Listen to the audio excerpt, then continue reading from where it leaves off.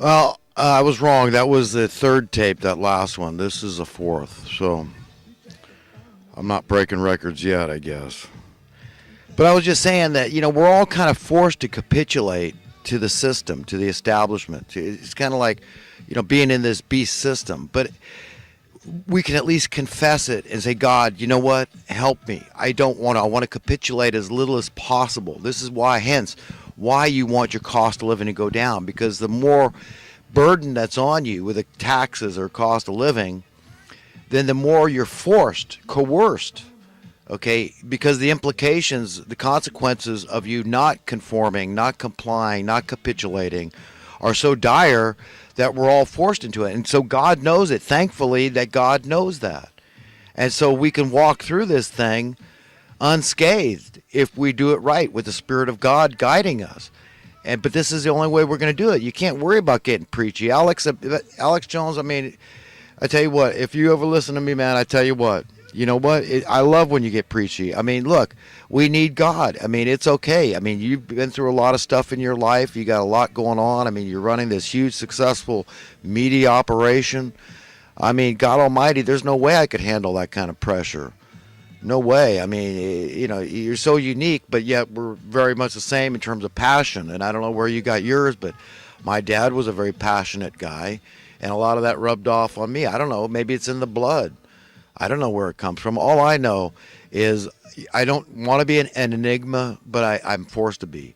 And, God is God. I'm not a religious man, really, per se. Not in the respect of I don't go to church regularly. I don't follow a lot of rules and regulations. I'm not like that. It's kind of I live by God's grace. I try to have a modicum of faith and just read the Word. It's there. You've got to have the knowledge of the Bible, in your heart, and you just bind it, like King Solomon said, around your neck. And it comes to you when you need to think about something in the right way, to come up with the right opinion, the right take on something. Then it's always best to go to the teachings of Christ, okay, above all. Remember, what is the highest teaching? What is the highest belief about that? So when it comes to, to forming your character and your philosophies, your credo, all that kind of stuff, there's no higher. So there's nothing wrong with it. It doesn't make you, a preachy. There's nothing negative. There's nothing derogatory about being preachy. Not in my mind. That humanity needs to have one big fat come to Jesus meeting, all of us. We need to start treating each other the way we want to be treated, for crying out loud. It's not difficult to figure out that we are God's kids and he wants us to act accordingly. That's not a mystery. That's logical and reasonable to assume that stuff. And to assume his character is at least as good as the best dad in the world. What does the best dad want for his kids? Do you think Donald Trump would be a good dad? What do you think he wants? Do you think he's going to make his children face a lot of unnecessary financial adversity? I don't think so. So you're going to say it's so important that we have financial adversity so that we all don't turn into a bunch of decadent, lazy wimps? So what's good for the goose is good for the gander. So that's all. I just think that it's okay to be preachy. And the favorite thing I hear other people do is get preachy. Because no matter how good you got, Max Kaiser with his Bitcoins, what did Jesus say? The rich fear they will lose, the poor fear they will not have. Yeah, he bought Bitcoin for $5 or less, and now it's worth thousands of dollars and all this. And, he's riding high, and this is all good. But it could come crashing down. And he's got to live with that. And he's got to live with the fact that the vast majority of people on Earth can't afford a fraction of a Bitcoin, okay? And that's got to sting a little bit, for the common man. It's certainly not helping the common man too much. But maybe you can buy, a thousandth of a Bitcoin. I don't know. Maybe at this point, I don't know. That's how it's working. You could buy $5 worth of Bitcoin or something. I don't know. I've never bought any, so I don't know anything about it. But everybody's got their issues. We just don't want to be overly invested in the things of this world, the temporal things that are just fleeting, passing through. It's all a flash in the pan. We can't really succeed if we don't get to take that stuff with us. The materialism, the possessions. There shouldn't be anything wrong with us living a luxurious life. but our conscience won't let us. And that's good. That's a default, a fail-safe God built into us, because he wants us to care about the least of men. And so he's always pulling our hearts, our heartstrings in that direction to care about the least of men. That's him. And unless you care about the least of men, you're not caring about him. You want to work for the least of men. You want things to get better. You want to strengthen those weak links so they stop breaking in society. You want crime to be at a bare minimum. You want dubious warfare to be non-existent. You want national debt to be non-existent. You want this nation in the black. You want crime to be very low, right? Abortion's low, drug use low, gambling low, all the vices that we find to engage in to be really low. Everybody in their right mind, that's just being honest and just, and if you're looking for science and intellect, I mean, there's no better God than the one that exists, that is, the owner of the universe, that laid out the galaxies. I mean, that's the one I'm invested in. And, we all have the ability to imagine, and that's a great gift that God gave us, the ability just to use our imagination. And don't compromise on our quest for perfection. We don't want to compromise.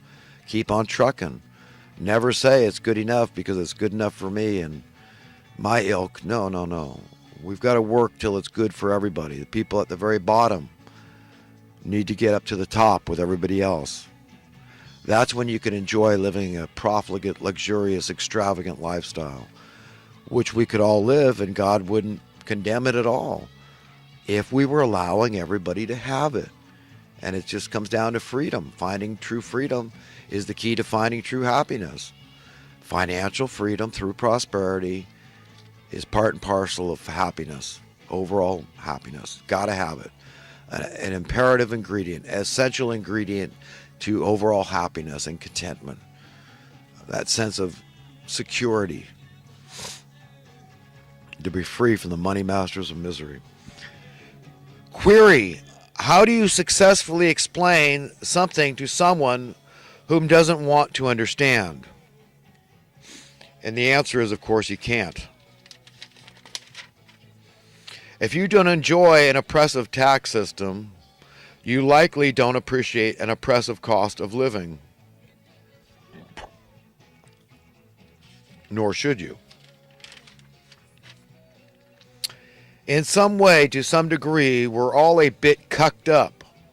It is the inevitable byproduct of being led by thugs, psychos, freaks, and murderous maniacs.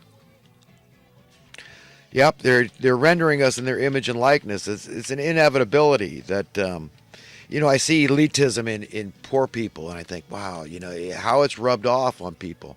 The fact that poor people can be evil and be elitist and rationalize their hypocrisy somehow.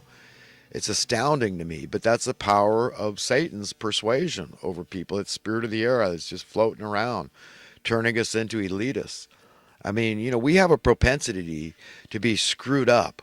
That's in a nutshell, that's really it.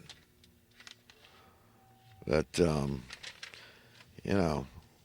they just want biological automatons at the top. And if we can't be biological automatons and don't start stinging their ears with all the wanton knowledge we've gained on the internet, okay, then they want to do away with us. They would love us to line up for, euthanasia and just bury us in these 4-person coffins that the FEMA purportedly has already prepared. So will they get their way?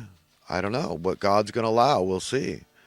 I hope to God not. I mean, I don't want it to get really ugly, but a lot of people think that it's going to take a lot for us to really wake up and really stand firmly and resolutely against these evil people at the top, and just put them in their place. They need it. It's our responsibility, it's our duty, it's our obligation, not just to God but to the future generation, to the weaker links that don't have any voice. Okay, we have to be the ones, all us that call ourselves Christians and believers in God. We've got to we've got to get out there and we've got to do everything we can. And that's why I do this series of videos. I'm compelled to. God says you can't not do it. So I do it. I have to do it. I have to do something, even if nobody's listening to me. I'm still on record, okay? And I've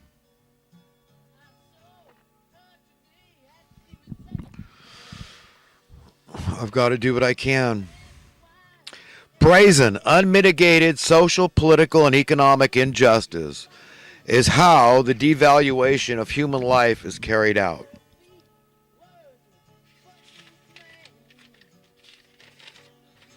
Words to exhilarate. Today may be yours, my last day on earth, as you and I know it. For crying out loud, if one cannot feel a sense of contrition, of compunction for our own personal failings, our own pathetic and needy nature, we should at least feel it for the species. We do need each other. We do. We really do. Everything I have came because other people came about. It's manifested because of other people. I didn't make anything. I'm looking at a TV, a computer, a camera, lights, heater, speakers, nothing. Pocket knife, flashlight, nothing. The microphone I'm holding, notebook, pencil, nothing. I need other people. We're needy. It doesn't help to not admit it, confess it. And that way you have more of a kinship with your fellow man and you respect the least of men. Skilled, unskilled job, who cares, man? It's important. You did something I valued and I wanted and I appreciate. Thank you very much. We need each other and it's okay to tap into that. It really is. And we should. It would be doing ourselves a great service to just appreciate one another more for the things we do. Do you enjoy going into a beautiful park? You know, conservatory or something like that of flowers and trees, specimen shrubs and stuff? Well, thank your local landscaper. You see some guy out working. It's those kind of guys that do that stuff day in and day out. Okay, that make the roses bloom in the park and all this kind of stuff. Well, they're part of it. God makes them bloom, but you get the point. If you like a beautiful garden, and who doesn't? Go online and Google, beautiful artistic renderings of gardens and even photographic stuff. It's all very awesome. So, yeah, people appreciate your gardener. Why not? Sure. I'm doing something useful for society. It's aesthetically pleasing. It's a form of art that we've appreciated since practically the dawn of creation, right? It was a garden where, Adam and Eve had their fall, so... But whatever you do, remember, it's an art. We're all artists, and we're all worthy to be hailed as valuable, and we all deserve dignity and respect and sensitivity. Every job is important, or it wouldn't exist. So let's treat each other in that manner, okay? Allow people the dignity that you expect for what you do. Don't act so self-important, think that nobody else can replace you, because anybody can be replaced. We're all replaceable. We should think about ourselves sober-mindedly and not too highly, just the way that God wants us to think about ourselves and others. We're very special. We're very powerful. We are precious treasure to God, yes. So we need to have a low ego but a high self-esteem. And there again, there's another example of a paradox. And they're hard to explain. That's why, you fumble around for words when you try to explain a paradox, because it all gets kind of, mixed up and conflated in your own mind. Because I'm struggling myself with my fallen nature, and I'm trying to explain to people, how to be, come over here. Like I talk about for example, the muddied and bloodied waters that we're all swimming in, that we're all capitulating and have to succumb to this system to some degree just to survive. So we're all stuck. Yes, I'm in the muddied and bloodied water too. I want to be out. I want to be in that clear, clean, pure, crystal clear water over here. And God says it's okay to go over there and just be there, So I do go there in my mind, but it's God takes me there. It's a way that I'm able to cope with this system, but it's only in my imaginings. It's only happening in my mind. I wish it was literal. I wish it was really, just a metaphor, an allegory for this system. I want people to come out of Babylon, out of confusion, out of enslavement, especially the unwitting enslavement. Those that are deceived into believing that they're free when indeed they're enslaved by the money masters too. They're capitulating, they're paying bills, and the higher your bills, taxes, or cost of living, or both, the more you're capitulating and feeding the beast. You're feeding it, essentially. You understand how this works? So the poorer you are, the lower your cost of living, the lower your taxes, the less you're feeding the beast. You're anti-establishment. You're trying to starve the damn thing to death. I don't know.